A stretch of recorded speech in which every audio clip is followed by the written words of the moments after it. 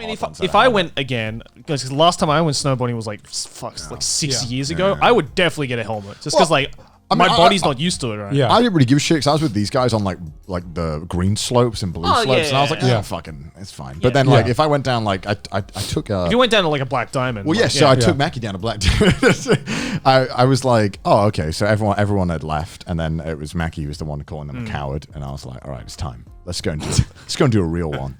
And there was a double black diamond, which I wanted to do. But to clarify, like black diamond is like the hardest type of course. Well, it's just like double black diamond, which is like the most extreme. Yeah. And I couldn't convince him to do that because I think he was like, oh no, he's like, I'm good, but I'm not like that. I was like, all right, okay. I love how like something about snowboarding just turns every guy into a dude, bro. You know what I mean? Like I can just imagine like when Garnt did that clean turn and Connor was like, yo! I was proud because like, what is it about it that like turns you into like a lad? Because you want your boys to enjoy it so that you can come back again. You know what I mean? When I'm bringing my friends, my biggest worry is that they will hate it from falling over too much and they don't want to do it. Because then I'm like, I can't bring my friends again. Like we can't go to the Alps, you know? We can't go to Italy, drink espressos, then hit the slopes, have a few bevies in Germany and hit the Alps, you know? They can't do that. That's what I want to do. So then I was like, it's just the boys now. It's just me and Mackie. I'm going to take him down to black. And so I found one that he definitely didn't want to do. I was like, come on,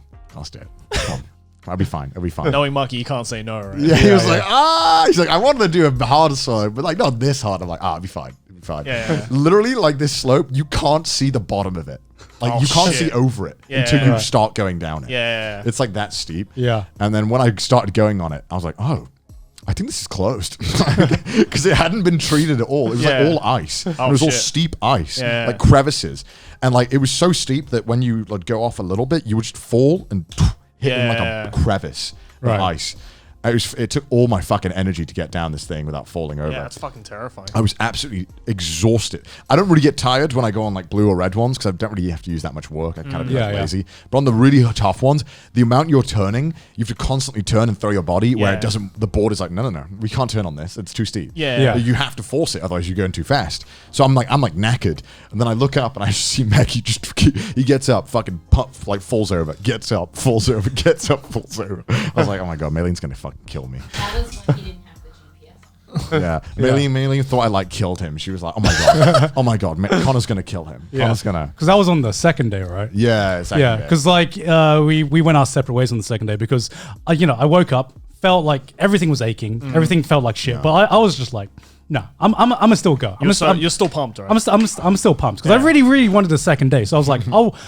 Easy, fight through the pain. It's just a bit of muscle ache, right? You can get through a bit of muscle ache. So these guys go off to like a completely different course. There's like two sides of the mountain. Yeah, there was like two sides of the mountain. So these guys go on a completely different course, and I'm just like, great. I'll just be left to my own devices, and by the end of this day, I'm going to conquer this beginner hill, right? Because I felt like live to. So Sydney had given up by then, and everyone else was on this other hill. And on the second day, it was actually like almost empty compared to the first day. Because the first day was like, I think like it was like a Sunday, wasn't it, or like a Saturday? Yeah, it must have been. It was like a public holiday, I think. Right. And the second day wasn't a public holiday, so like the slopes were like almost empty. It was like perfect conditions as well. There was like a shit ton of snow, and it was like perfectly clear. Oh, nice. The sun was out. It was like perfect. Nice. Such good snow. So I get up to the beginner slope on the second day, everything aching as fuck, and I'm just like, it's fine. All I need to do is like tumble once, and I'll just like fight through the pain, and get it over with. So like I go down, right? I start going down this beginner hill, get further than I did yesterday because obviously I'd gotten more used to it. Yeah. And then I tumble, and I was like, all right. I'm like, I expect this, but like I tumbled and I landed with my head like downhill. So I was like downhill like this. Yeah. Right. And then I quickly realized, oh, how do I get up? Right? Because my neck muscles were not working at that point. So I could not lift my neck to go like that. I was not only like I was lifting it not only like even when I was like perfectly flat, it was hard enough to lift my neck up. No, I was going against the hill as well to lift my neck up. So I quickly realized that I couldn't lift my neck up, and I quickly realized how heavy my gear that I was wearing was. Because what I would do is just, if I'm face down, I just bring my board. I do like a flip. You can do a flip, but you can also kind of just like turn your body around, like shimmy your body around. If you want to be faster, you can just fucking legs, stamp it into the snow. I did not have enough ab strength at that time to like lift my board up. That's how much like my everything was aching. Yeah, right? Of course. Yeah, I kind of realized quickly I was in a little bit of a pickle because I didn't know how I was going to get up with all this heavy gear. Right. So what I tried doing is just like slowly shimmying like my body to be like horizontal or something where I can get up. That took ages. I must have been there for like 40 minutes, right? Because no one helped you. No. That's the point. That's the point. I was there for like a good 20 minutes, and I'd gotten around like I'd say about 20 degrees. Because man, if I saw someone upside down, I would go over and be like, "Yo, you good?" I'd be like, "You good?" Yeah. So after about 20 degrees, like someone skis down and says, "Are you okay? Do you need any help?" And I'm just like, "No, I'm okay. I think I got this." So he goes, "Okay," and he offers me a hand, and so I get up.